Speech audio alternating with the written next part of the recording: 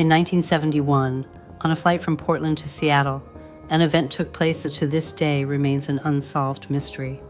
A man named D.B. Cooper claimed he had a bomb on board and demanded $200,000 in parachutes.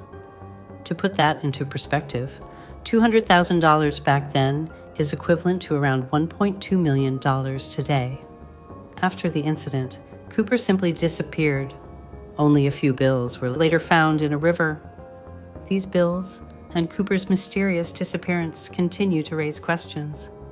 He was so professional that no one ever saw him again, and now we can only see him in movies and videos. One more thing. Once you hear about this story, you'll probably agree that he's the real definition of a Sigma male. So, activate the cosmic mode in your mind, because in this universe, nothing can stop you from watching this video. On November 24th, 1971, everything at Portland Airport in the US seemed normal. Staff were checking passengers' passports, and planes were preparing for their scheduled departures. But one incident on that otherwise ordinary day opened an unforgettable chapter in US aviation history. It was the hijacking of a plane by an unknown man who would become known in history as D.B. Cooper. That day, a well-dressed, middle-aged man in a black suit and tie appeared at Portland International Airport. He was carrying a black leather briefcase. He introduced himself as Dan Cooper and bought a ticket for Northwest Orient Airlines Flight 305. He paid just $20 for a seat in a row designed for 3 people. Cooper acted calm and like a regular passenger. He smoked cigarettes and had a glass of whiskey before boarding the plane. Naturally, at that time, modern airport security measures like metal detectors and baggage scanners were not in place. Flight 305 was a Boeing 727-100, a short domestic flight from Portland to Seattle. On board were 36 passengers and 6 crew members. Cooper took a seat in the middle of row 18. He sat calmly and confidently, not drawing any attention to himself. But after the plane took off, he began to carry out his real plan. Shortly after takeoff, Cooper called over flight attendant Florence Schaffner and handed her a simple note.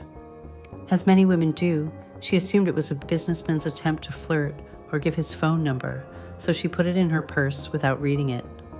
But Cooper calmly and firmly told her, "Miss, I think you'd better read that note. It says I have a bomb." Florence opened the note, which read, "I have a bomb in my briefcase. I want you to sit next to me. This is a hijacking. If you cooperate, no one will get hurt. I will tell you my demands, and you must follow them." Though Florence was in shock, she maintained her professionalism as a flight attendant. She asked Cooper to open the briefcase and show her the bomb. Cooper slightly opened it, revealing red wires and several cylindrical objects inside. It looked like a real bomb. Florence quickly relayed Cooper's demands to Captain William Scott. The demands were as follows: $200,000 in cash, 4 parachutes, 2 main parachutes, and 2 reserves. After landing in Seattle, the plane must be refueled and ready to take off again, according to his instructions. He made it clear, if his demands weren't met, he would blow up the plane. He calmly said, "No one will get out of here alive." Captain Scott quickly contacted air traffic control at Seattle-Tacoma Airport, which then informed the FBI. From that moment on, the cabin crew kept the passengers calm by telling them there was a minor technical issue with the plane. The passengers of Flight 305 had no idea what was really happening. They continued reading newspapers, chatting, or resting in their seats. Only the flight attendants and crew knew the truth. Meanwhile, Cooper remained calm, ordering more whiskey and acting as if nothing unusual was going on. He didn't show any signs of panic or nervousness. As you can understand, the situation on board was tense. D.B. Cooper expressed his demands clearly and firmly. He specifically asked for the $200,000 in $20 bills.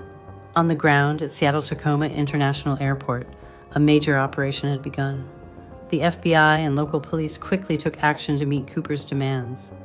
To gather the $200,000 in cash, money was collected from local banks, and the serial numbers of all the bills were recorded. This would later become crucial evidence in the investigation. The parachutes were obtained from a local flight school.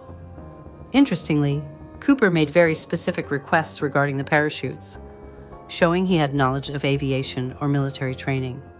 One of the parachutes was actually non-functional, possibly by accident or as a precautionary tactic by the FBI.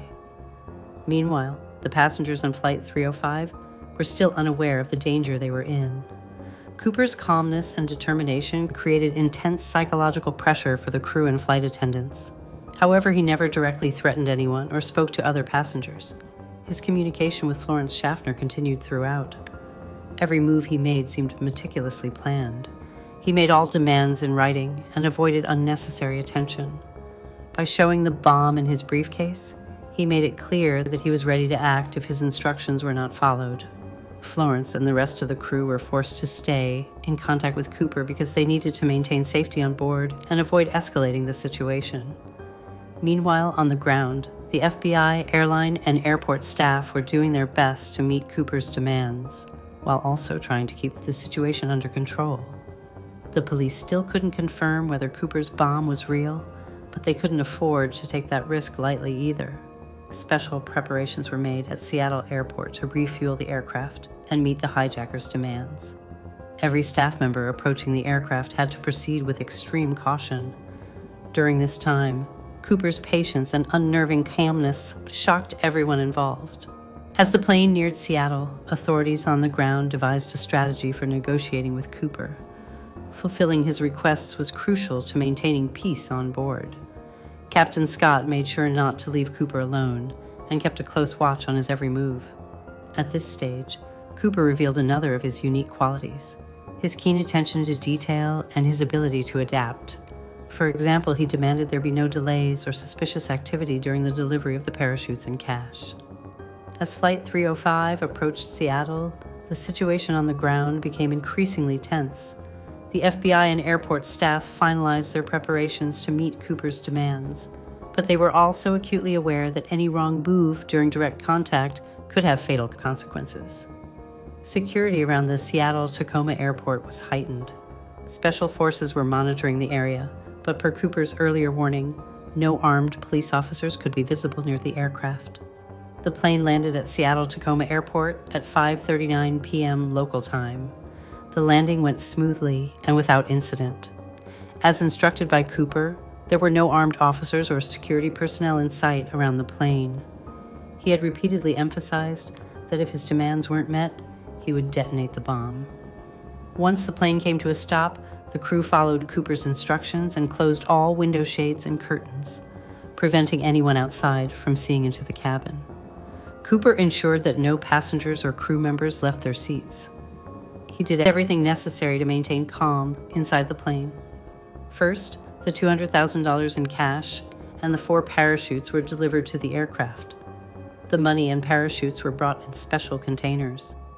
The FBI had recorded the serial numbers of every bill for later tracking during the investigation. Cooper carefully inspected each package and, once satisfied that his demands were met, allowed the operation to move to the next phase. Another of his demands was to refuel the aircraft. This was carried out with utmost caution. During this time, Cooper communicated with the crew and closely monitored their every move. He demanded complete cooperation and maintained his composure throughout. After receiving the money and parachutes, Cooper allowed all the passengers to leave the aircraft. This strategic move showed that he wasn't looking to harm anyone. He simply wanted to achieve his goal. As the passengers exited, they expressed how they hadn't suspected a thing and remarked on how calm and professional Cooper had seemed.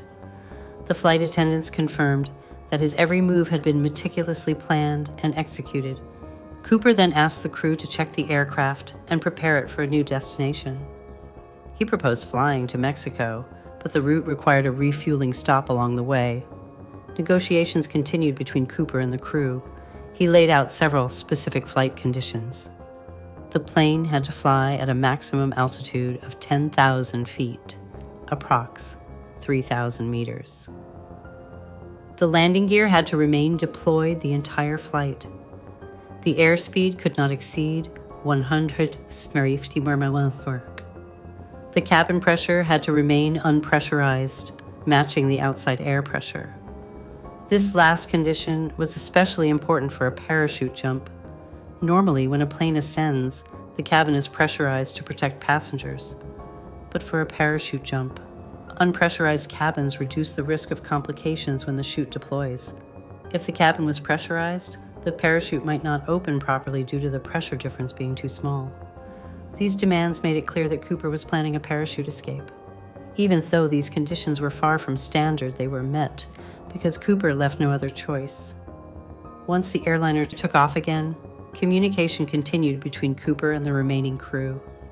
The flight attendants asked for instructions, since their own safety was also at stake. Cooper told them to stay calm and continue performing their duties without fear. He then began moving around the cabin. He inspected the parachutes and prepared them. It was obvious that he had trained for this scenario. His composure stunned the crew, but they understood just how serious and calculated he was. Cooper ordered the crew to prepare the rear stairs for deployment. The Boeing 727 was one of the few commercial aircraft models that allowed exit via rear stairway, making a parachute escape possible.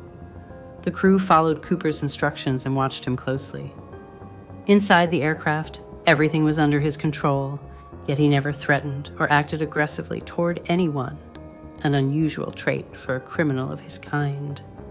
As the plane flew over the dense forests of the Pacific Northwest, Cooper closely tracked the flight path. At a certain point, he ordered the rear stairs to be lowered. Despite the wind and darkness outside, Cooper showed no fear or hesitation. With a bag full of cash in one hand and a parachute on his back, Cooper stood ready. He made one final request to the crew, to stay true to their instructions and promise not to harm anyone. Then, despite the strong winds and pitch-black night, Cooper jumped out of the plane. This jump remains one of the most daring acts in criminal history. Landing in the middle of a dark, forested wilderness was incredibly risky, yet Cooper executed his plan with stunning precision. The crew was left stunned at how composed and determined he had been. After Cooper jumped out of the plane, the crew closed the rear stairway and continued the flight toward the designated destination in Mexico. But they had no further knowledge of Cooper's whereabouts. The police and FBI utilized every possible means to determine where the criminal had disappeared. Once D.B. Cooper had parachuted from the aircraft, all of America's security agencies were mobilized to solve the case. The Federal Bureau of Investigation immediately launched an investigation. Forest areas, rivers, and surrounding settlements in Washington state were turned into central search zones. Large-scale air and ground searches were conducted, but no trace of Cooper was ever found. The FBI thoroughly examined the aircraft and analyzed all evidence left behind. Cooper had left several key items on board: a black tie, cigarette butts, fingerprints.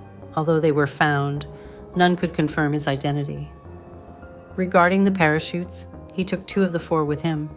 The others were left on the plane, and finally there were the testimonies from the passengers and crew, all of which were carefully documented by the FBI. Of course, none of this was enough to determine Cooper's identity. Radars along the aircraft's flight path were analyzed in hopes of estimating where he may have jumped.